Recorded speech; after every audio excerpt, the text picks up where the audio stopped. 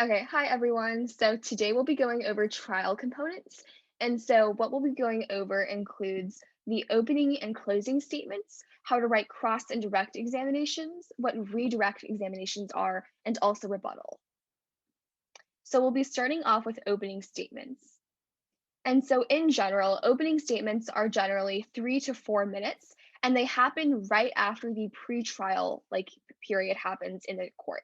So basically, it's one trial attorney from each side presenting an opening statement for the court. And so the prosecution always goes first, and then the defense either goes right after the prosecution, or some judges might say that the defense can go right before the defense does direct examination, so that there's usually some choice that the attorneys can have, but most often the defense goes right after the prosecution. And so the opening statement basically gives a first taste into the team's narrative and what the team will be arguing for throughout the round. So it'll generally include the background of what actually happened. And so it'll also include crimes involved and other laws or penal codes relating to those crimes that are from California laws. It'll also outline what's going to be covered, including what witnesses they will call up to the stand in what order, and it'll also include what evidence included and what those specific witnesses will prove. And then also it sometimes includes a theme that ties into closing arguments. And in general, the opening statement is usually a lot more factual and straightforward compared to closing arguments, which we will get into later. All right, so we can see here that here's an example of an opening statement from a case known from a previous case known as People versus Davidson, which was a murder case. As you can see, the first part of the opening statement directly involves the case background. So we see that we start with describing what happened. It's a first-degree murder of Alex Thompson, who is a resident of Acorn. And the goal of the prosecution is to attempt to establish whether the murder was committed by Casey Davidson, who was the defendant in that case. Now, then it develops facts surrounding the case, which is that on September 14th, there is a speech by O'Kennedy who is who is arguing against immigration policies. There are two sides to this. There are the Ultranats and the OA, and the ETA and the RADs. The RADs are protesting the speech, but the Ultranats are strongly advocating O'Kennedy. And then because of these two groups being on the scene, these sides become more restless and they get more violent. And then after that, Casey Davidson actually gets into a fight between him and Alex Thompson, and this is what leads to Casey saying that get back on your side of the line or you'll get what's coming to you. So as you can see, it's kind of a fact situation where you recite the facts that you need in order to describe why your side of the story actually is more plausible than the other sides. Yeah, so basically the case background just gives the general overview of the case to your side. Okay, so next is explaining the law or penal code. And so, for example, in this opening statement, they explain that the California Penal Code explains what exactly murder is. And then throughout the trial, you basically try to say that, yes, this person committed murder, and then it adheres to the penal code, which is given here. And of course, if you want to prove that the defendant committed a crime, you have to go over the witnesses that you're calling and what they will prove.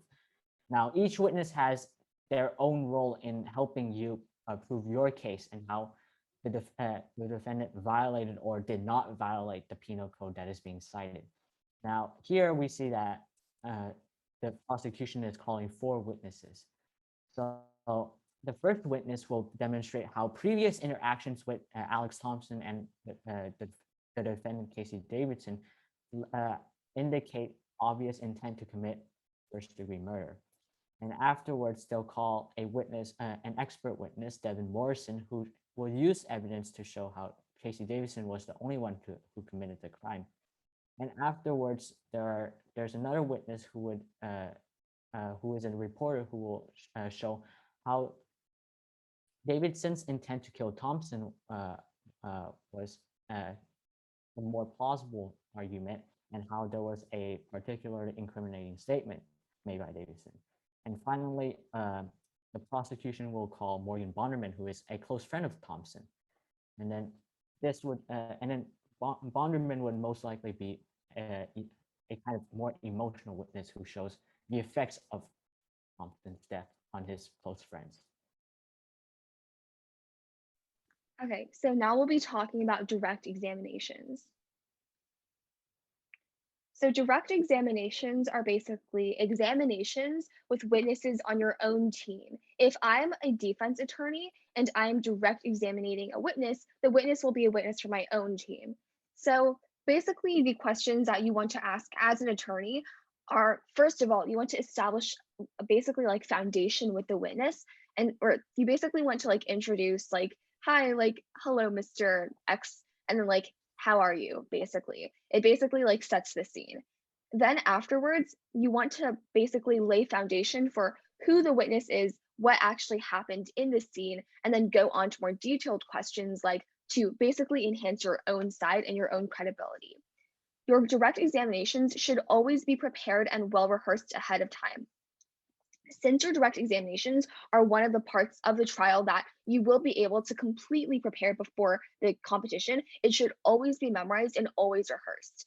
And so your goal during direct examination is basically to build witness credibility. You want to make your witness seem like they know what they're doing and that they are like the truthful person that like should be followed.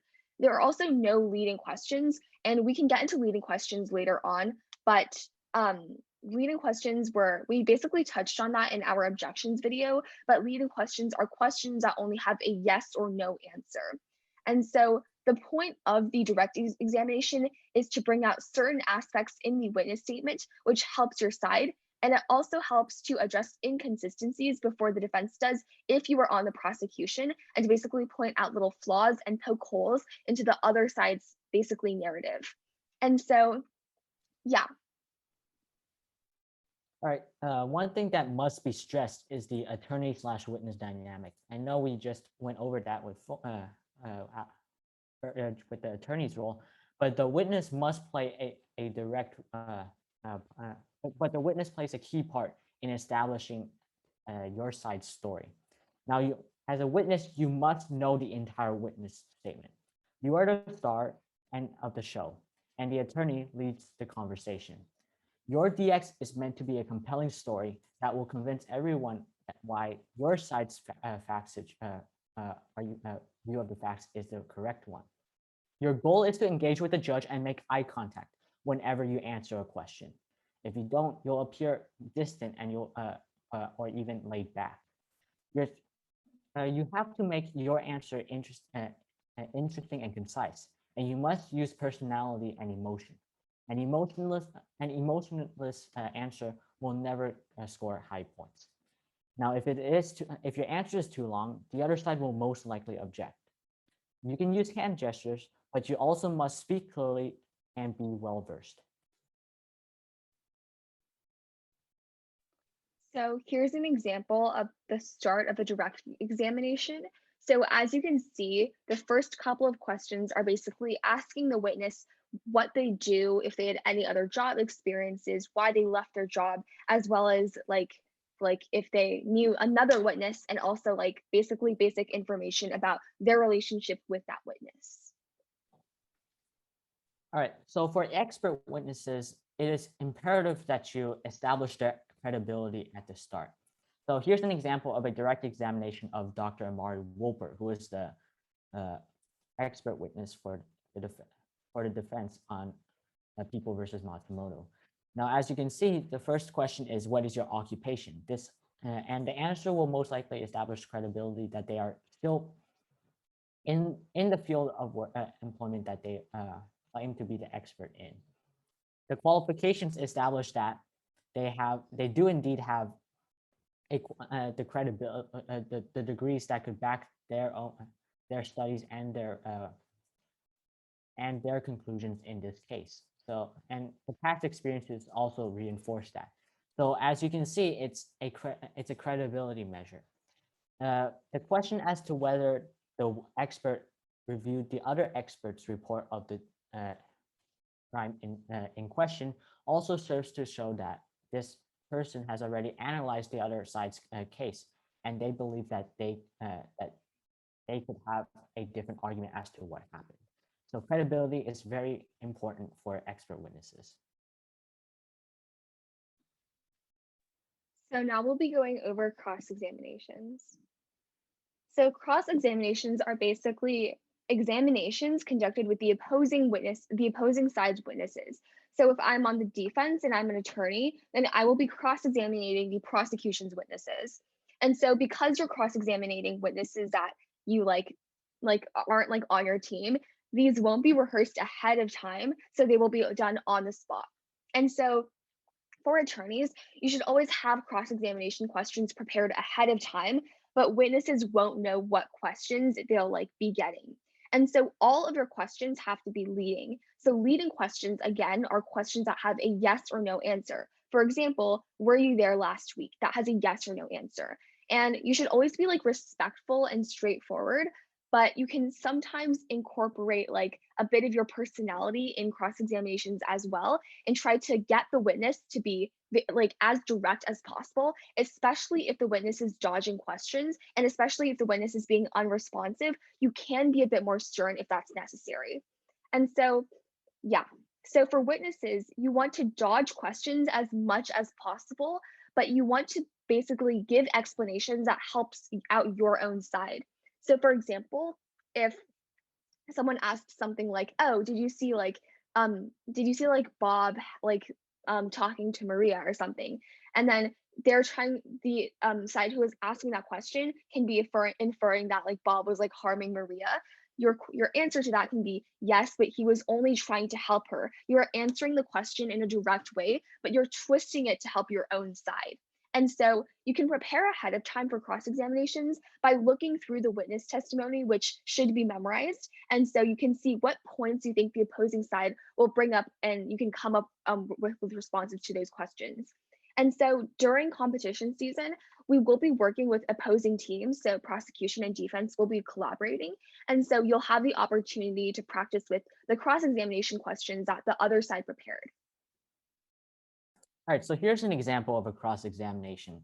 So you can see that when we start, we kind of touch upon the background of the witness. Like Sam Colossian was the boss of Reagan Klein, who was the defendant in People versus Klein.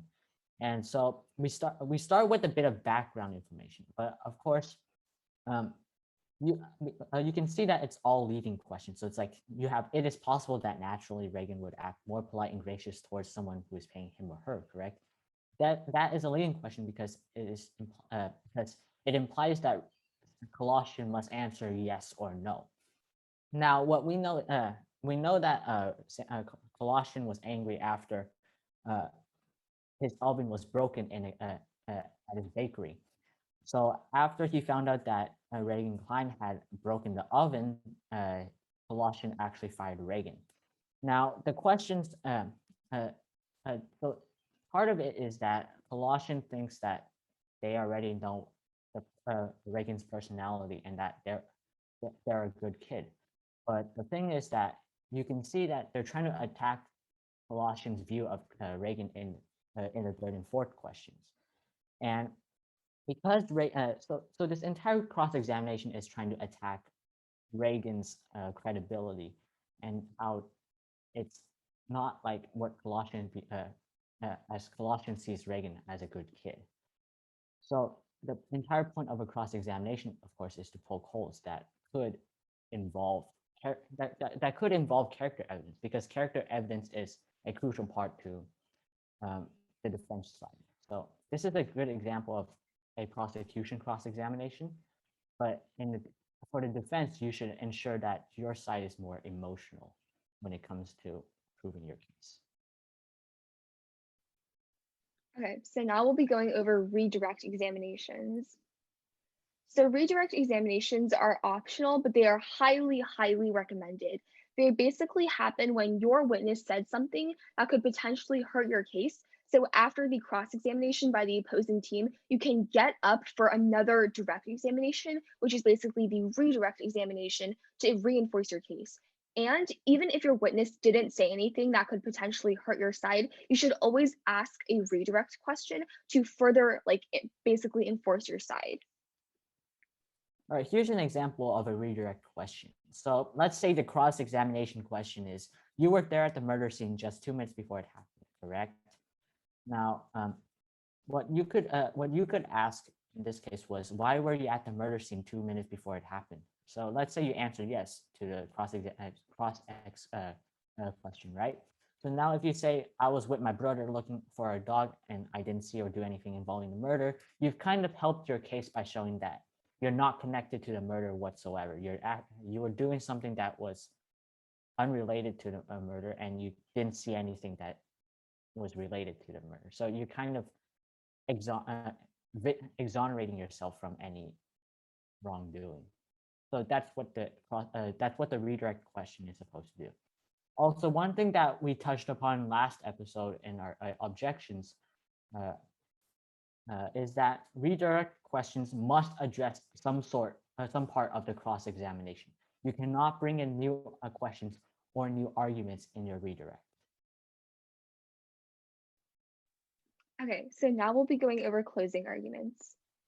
So closing arguments happen right after after all direct and cross examinations are over, and they basically close a trial. They're also 3 to 4 minutes like opening statements, and they basically tell stories.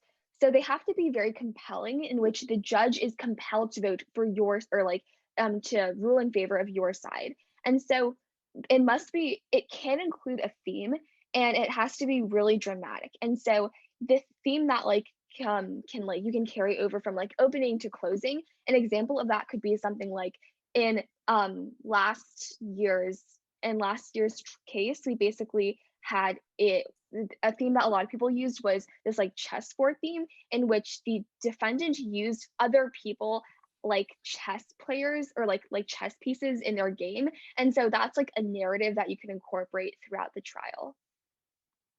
All right, so for the prosecution, what you should do is that you should set up a hook in the beginning. So for like, let's say you have, okay, so last year a lot of people used the chess theme, but there were some who also used a puppet theme, where it's like Lee Crotty was controlling the strings. So your hook should address how Lee Crotty, if you had like last year's case, for example, where Lee Crotty told someone to get some documents from a California official, you could say something that was like, as a puppet master and his puppet and their puppet, Lee Crotty used Remy Montoya by controlling their strings to do whatever they want. So it's a hook that, if you know what like a hook entails in an essay, for example, then you would know what you need in a hook. You need something to bring people in and listen to your closing statement.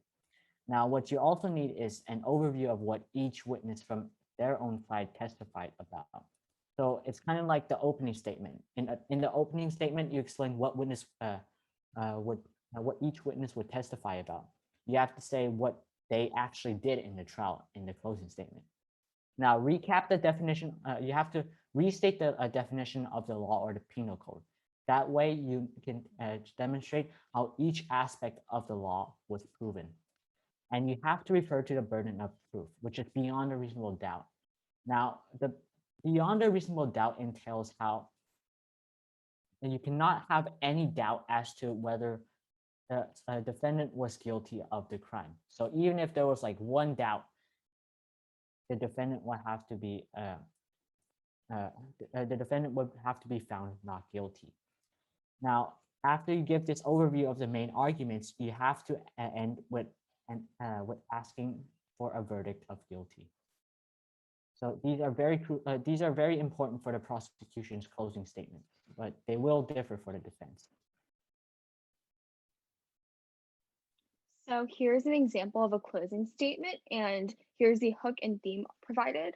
So here's like a quote that says, "When you're dead, no one will even miss you." And it basically it basically draws in like doubt about or the defendant, and so that's what it does. All right, so here's the law. Here's the explanation of the law. So in this case, the law was California Penal Code 148.3. Now, in order for someone to be charged with false report of an emergency, the individual must have exhibited that they knew the report was false. They knew or should have known that response to the report was likely to cause death or great bodily injury, and three, that great bodily injury or death was sustained. And then next, the closing statement shows how each aspect of the law was satisfied. So, for example, they argued how the defendant was completely aware that the report was false and that they had no reason to believe that Sawyer was in any genuine danger at any emergency situation. And afterwards, you can say how it was proved by referring to your witnesses. So, for example, we could, so for example, in this example, we used an example from a witness who talked about how they had a recollection of watching a swatting incident where someone was actually shot just days before the swatting at the victim's house. So you could use that in order to show how the second prong was met. And finally, they said that the victim actually broke their femur and passed out, which could have caused great bodily injury. So thus you can see how all three of the requirements of California Penal Code 148.3 were satisfied. Okay, so at the end of a closing statement, you should always recap the main points and then ask for a verdict. So in this closing statement, they basically recap what the witnesses testified to, as well as go over what their narrative is. And then at the end, they always say, Your Honor, it is evident that X person is guilty today. Thus, we ask you to rule in favor of the prosecution. So you're basically asking the judge to like give you a verdict in your favor. Right, so now we can talk about the defense. Now, the important part for the defense is to know that most of your, the majority of your case is going to be based on emotion and character evidence. You have to show that your most defense cases involve having to show that the defendant's character evidence points against the conclusion that the defendant committed the crime. And the closing statement is no different. You have to use a lot of empathy and storytelling. Like the prosecution, you have to use a hook, but you also have to go over what prosecution has to prove based on the laws and penal codes of the case. You must describe the burden of proof. It is important for every defense attorney to remember the burden of proof. You have to argue how the prosecution has not satisfied this burden of proof because the burden is very high. Now, as long as you could show in your closing statement that there was at least one hole or even one doubt in the prosecution's case, then your client has to be found not guilty. So it is important that you argue that before the judge during your closing statement. Yep. So you basically just, you basically just poke a bunch of holes in the prosecution's case, and you have to explain why those holes matter, as well as use witness testimonies and evidence exhibits. And you can call in witnesses, or you can explain witnesses from the other side and their testimonies, and you can explain why their testimonies actually helped you instead. And so at the end, you should always ask for a verdict of not guilty. Okay, something in that hasn't been gone over in this closing argument is the burden of proof. So while this part actually shows how actually restates the standard for to be convicted for first-degree murder under California Penal Code 140. Under the California Penal Code, it actually doesn't talk about the beyond a reasonable doubt standard. But what is fundamental is that they actually talked about the standard. They have to talk about how intent and premeditation involves first-degree murder, and there has to be physical evidence and a clear and established timeline. So all three of these are important to the beyond a reasonable doubt standard, but what you say in the closing argument is going to differ based on every year's case, because not every year is a murder. Not every case is a murder case in mock trial. So remember to state the burden of proof, which is beyond a reasonable doubt. Hammer it in, like you can like annoy the judge as much as you want with beyond a reasonable doubt standard, but you have to restate that if the prosecution hasn't met it, they have to be found not guilty. Yep. So the next parts of like following on going over what off of what Andrew just mentioned, you have to go over the main points and holes in the prosecution's case. So the first thing that this closing statement mentions is that you shouldn't buy into the prosecution's case because the murder was you shouldn't buy into their slander that the murder was premeditated.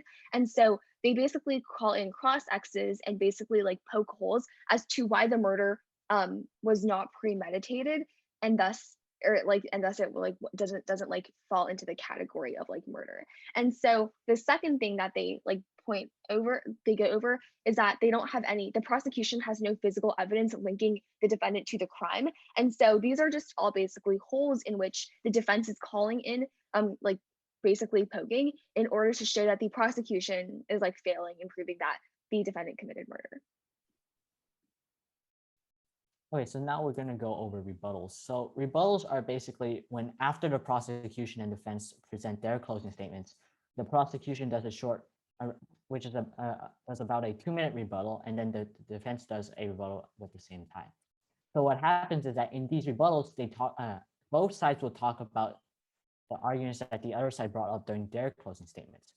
Your goal in these rebuttals are not to reiterate points, but to address things that the other team said in closing. You cannot bring up new points during this time, and you shouldn't just say your own points repeatedly.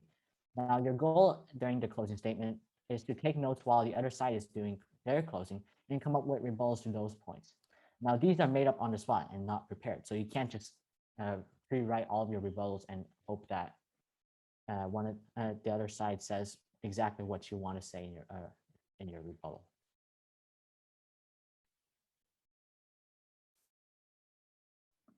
Yep. So that's everything we have today for basically all the elements of trials. So yeah, let us know if you have any questions, and thanks for watching.